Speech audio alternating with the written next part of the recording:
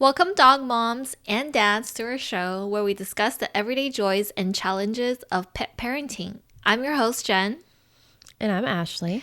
And this is the Dog Mom Podcast presented by ZippyPaws. Yay!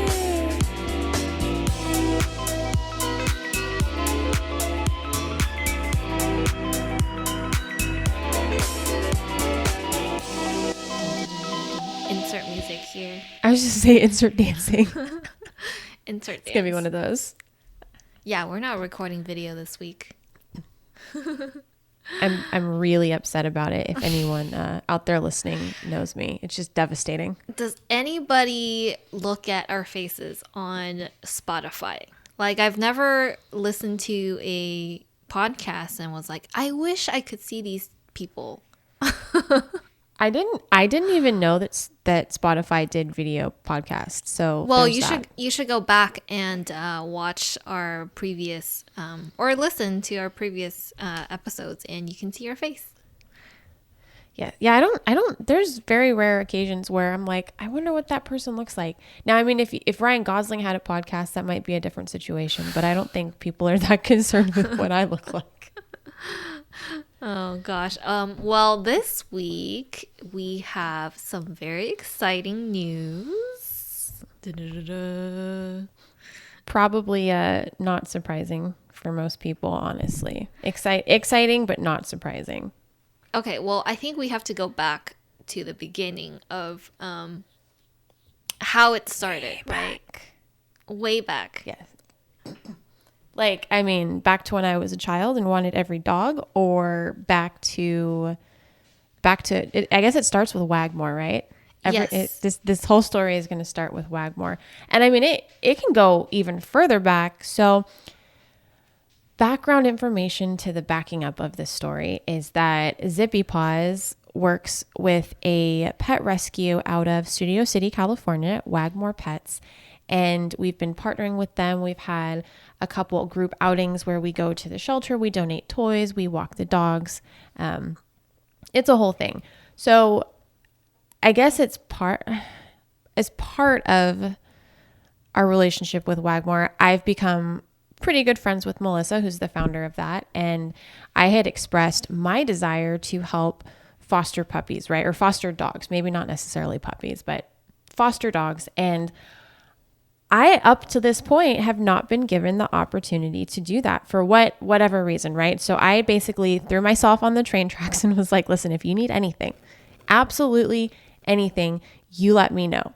And a couple days later, I got a phone call or a text saying, hey, we have 3 puppies really close to your neck of the woods. I'm about an hour away from their facility. And these puppies are going to get put down because they have parvo. We can fix them, or help them, maybe not fix, we can help them, but we need someone to pick them up. Oh, and they need to get picked up in about 15 minutes or they're going to get put down. Yeah. Like, what do you say to that? No. Oh, sorry. I'm busy. My nails are I'm drying. busy. So, texted my poor husband, said, hey, I'm putting boxes in the backseat of the car and I'm going to go pick up these 3 puppies. And he was very, very good about it, but it's funny because I could feel the panic, right? Where he's like, wait, you're doing what? And I was like, listen, everything's fine. I'm just letting you know, I'm going to pick up these puppies. I'm going to take them to Studio City. And he's like, sure you are. Get to the rescue. This is a very condensed story because this is leading up to a different story, but I feel like it's valid. Yeah. Get to the rescue, find out that it was not 3 puppies. It was 5 pit bull puppies, which I have a weakness for pit bulls. I love the bully breeds, and oh my gosh, they're just the cutest freaking puppies. So get to the shelter. I'm not going to name the shelter because I don't blame the shelter staff for this situation, and I do not want hatred going towards them, but asked them, I was like, hey, I'm here with Wagmore to pick up the puppies. They go, okay, there's 5. And I was like, I was told there's 3, but okay. And I said, hey, which ones have parvo? They said, oh, well, we don't know. And what do you mean you don't know? We don't know. You can go around the back, pick them up. They had them in a quote unquote quarantine zone, which was basically like a horse kennel outside of the actual shelter. next to the freeway. I was very, very upset. And this is probably a conversation for another podcast, but upon first inspection, it was pretty clear that none of these puppies had parvo. Maybe the early stages of parvo where you can't, they're not exhibiting symptoms, right? But these puppies were happy. They were healthy. They were trying to eat. He had huge bellies, which we found out later were worm infestations. But super, super long story short, we were supposed to pick up these puppies, transport them to Studio City, who was going to take them somewhere else. The halfway transport got tied up and we kept these puppies overnight. Gave them dewormer, had to keep them quarantined from our dogs, even though I was fairly certain, and it turned out to be correct, that none of them had parvo, that, we don't want to expose them to our dogs. Our dogs are all vaccinated, but best to keep them separate. But so we had 5 puppies and then our 2 dogs. Having 7 dogs in the house at one time was a lot. It was a lot, but Wagmore was comfortable with us giving or administering some dewormer, checking for symptoms. I'm able to take dogs' temperatures. I went through Stella's kind of medical cancer situation. So they had a lot of faith in me, and miraculously, everyone's waiting to find out which puppy we adopted, right? Miraculously, the next morning, the second transport came through and off they went. And I was not sad to see them go. I think a lot, that, having 5 of them, and you don't know their medical history. You don't know if they're sick. I mean, it's just a lot. And I mean, that's not to say we didn't fall in love with them. The shelters always named the dogs, and one of them was named Nico. And obviously that's my husband's name. So we had personal connections to certain puppies, but it was a very good reminder that I will never, ever have another puppy again. They're so cute, but they are so much work, and they just have so much energy that I can't deal with. Although I say I don't ever want a puppy again, but you say it's going to transcend, I mean, kind of to where we're at now. So fostered those puppies. Husband says, okay, let's not do that for a while. Okay. And the next week, ZippyPaws was actually out on location at Wagmore helping to clean kennels. We had kind of a group outing at their facility, and Melissa had told me, hey, we have a dog that is undergoing surgery to have her front leg amputated this week.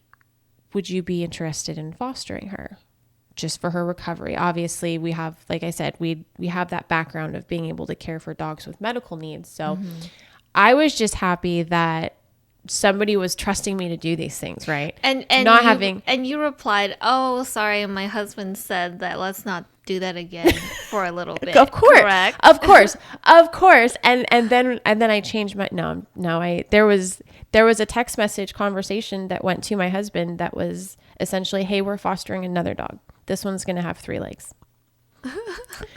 And I saw pictures of her. They named her Zelda, and she's super, super cute puppy, dog. They estimated, the vet had estimated that she was about 3-4 years old, and she kind of looked like a brindle version of Tova. Or for all of you dog buffs out there, she almost looked like, when I initially saw her, she looked like one of the blue heeler dogs, but taller. Yeah, and like thinner, I think. And thinner, right? So she had all of the markings of that heeler, but didn't have necessarily the body type. So I said, sure. Went and picked her up right immediately following surgery. Like, I think I got her an hour after she had her leg amputated. Drove her from not Ventura. I haven't had enough coffee apparently. Studio City area, and brought her back to my house and started the long recovery process of her becoming acclimated to having 3 legs, which, I mean, shockingly, you and I have talked about this. It was non-existent. She jumped out of the car. I had trouble keeping her still.